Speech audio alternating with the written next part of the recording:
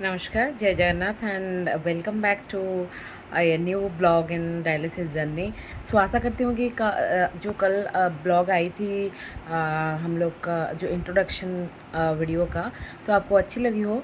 और ये ब्लॉग में मैं डिस्कस करने वाली हूँ मोहन को आईजीए नेफ्रोपैथी कैसे हुई थी। तो उससे पहले मैं अपना इंट्रोडक्शन दे देती हूँ।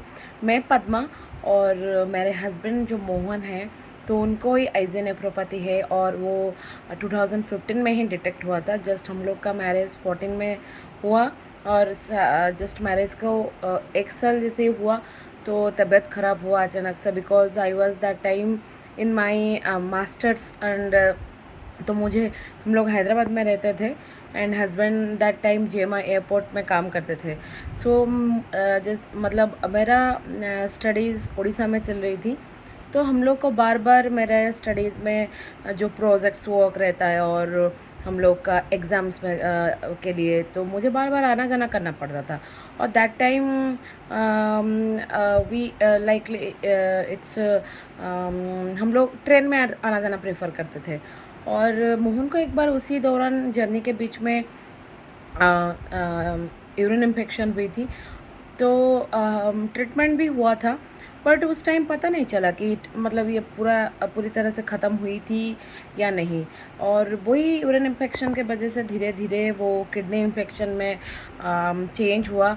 और हम लोग को जब पता चला तो मोहन अकेले हैदराबाद में थे, मैं भुवनेश्वर में थे, मेरा एग्ज़ाम चल रहा था।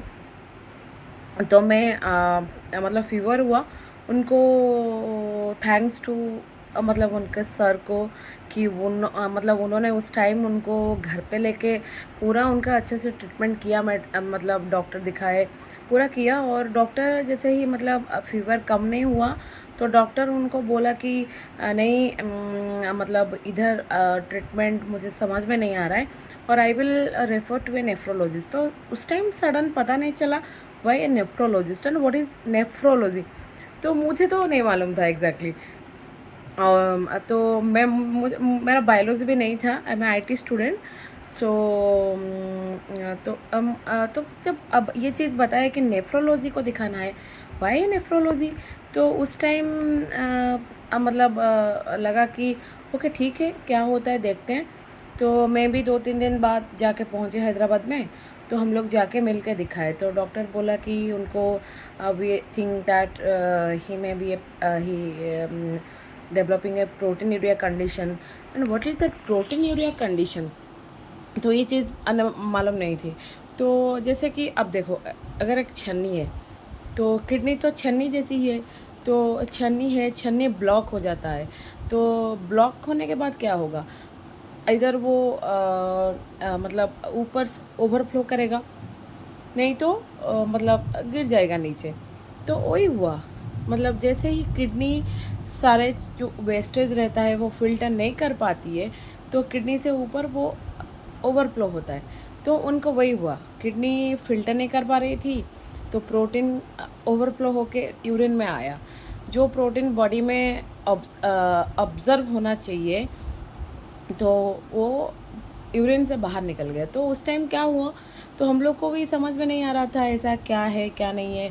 तो कंडीशन थोड़ा हम लोग देख के जैसे स्टेबल हुए 8 to 10 डेज़ में।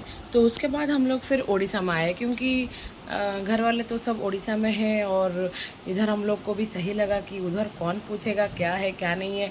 तो इधर उल्टा बड़े मतलब फैमिली में सब लोग हैं तो देखेंगे और एडवाइस भी कर सकते हैं, तो हम लोग इधर आए।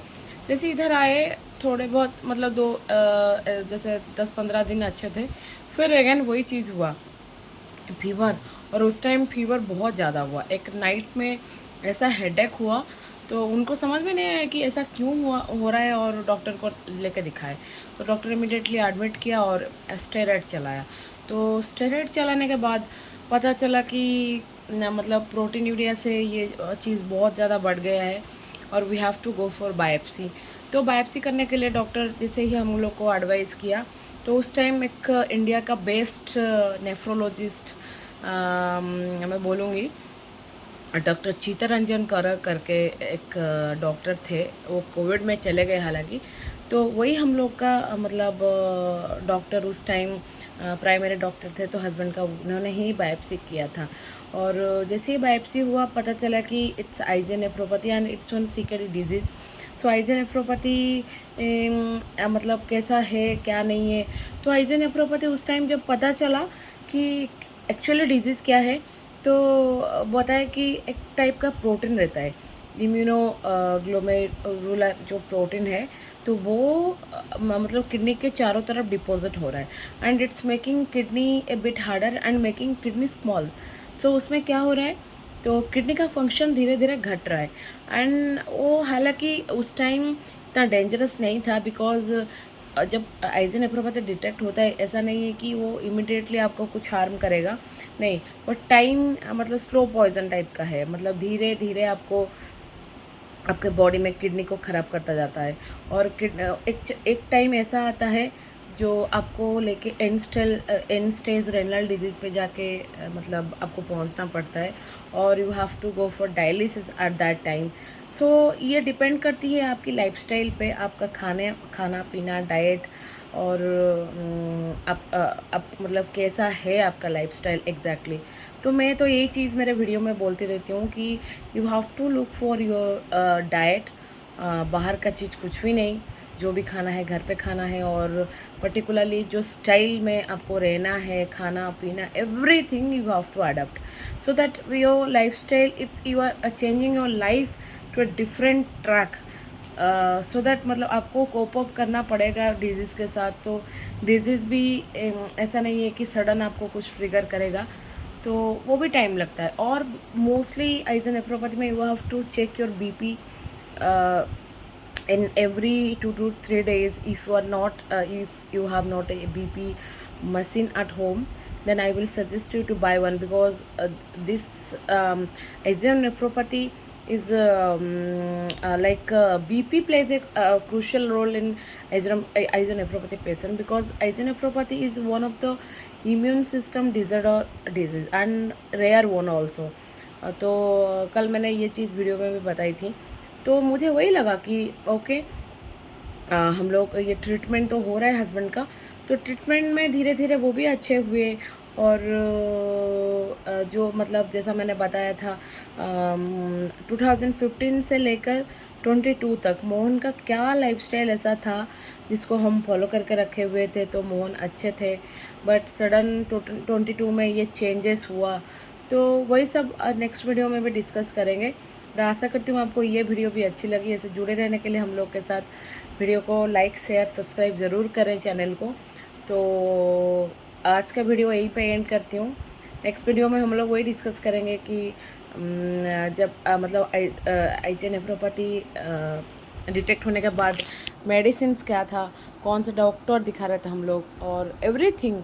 सो अगर आपको कुछ भी सुनना है तो नेक्स्ट वीडियो में चाहिए आपको कुछ भी ऐसा इन्फॉर्मेशन, आप प्लीज़ वीडियो के जो कमेंट बॉक्स है उसमें कमेंट करके बता दीजिए। सो मैं उसी हिसाब से वीडियो तैयार करूँगी। सो आज का वीडियो यहीं पे ख़त्म। सो मिलते हैं दोबारा एक अच्छे खासे और वीडियो के साथ। Good night.